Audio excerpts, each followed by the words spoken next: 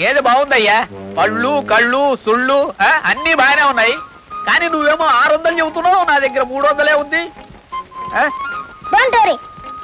మనం ఎంతైనా తండ్రి కొడుకులం కదా, ఆ 300 నేను ఇస్తాను, గేదెను కొనేసే శీర్షోగం పంచుకున్నా.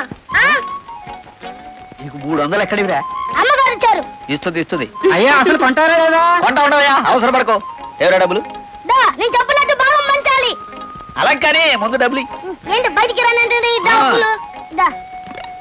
ఇదోనయ్యా. అయ్యా దూరసి వచ్చింది, జాగ్రత్తగా పాలు పిండుకోండి. పర్వాలేదు, వీడున్నాడు. అయ్యా ఈ పూట పాలు పిండలేదు, జాగ్రత్తగా పిండుకోండి బాబు. అలాగే ఎరా, గేదెను భాగం వచ్చు. వెనక భాగం నీదే, ముందర భాగం నాది. భలే చెప్పావురా. అప్పుడు కాదు మీ నాన్న కష్టపడి. అదేం కుదరదు. వెనక భాగం నాకు ఇచ్చి ఊడిగం చేద్దామనే. నేను చస్తే ఒప్పుకోను. నాకు ముందు భాగమే కావాలి. మేత వేసుకుంటాను, కొమ్ములకి రంగు వేసుకుంటాను. దాని అమ్మ రంగు వేసుకుంటాను. తొందర రావయ్యా గేదె తీసుకుని. గేదెనైతే కొన్నాం గాని గడ్డికి డబ్బెక్కడ తేగలం? గడ్డాగా అది గుడ్డ. నమస్కారం గురుగారు, క్షమించండి.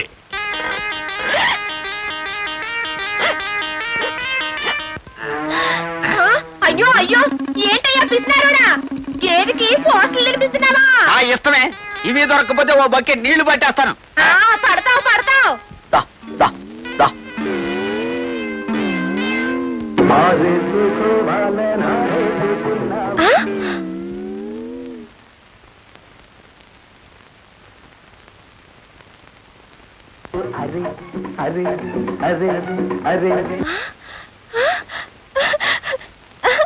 అయ్యయ్యో, పాటలు ఎక్కడ అనుకున్నాను. ఇక్కడే పాలతో పాటు పాటలు కూడా వస్తున్నాయి.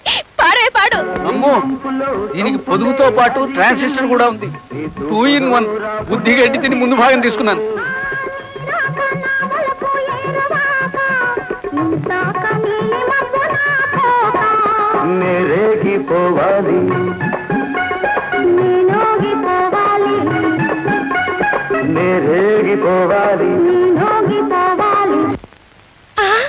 ఈ 2 పిండితే ఎన్టీఆర్ పాటలు వస్తున్నాయి.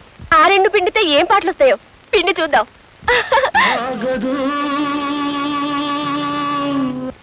అమ్మో, ఏన్నారు పాటలు వస్తున్నాయి. పాడు.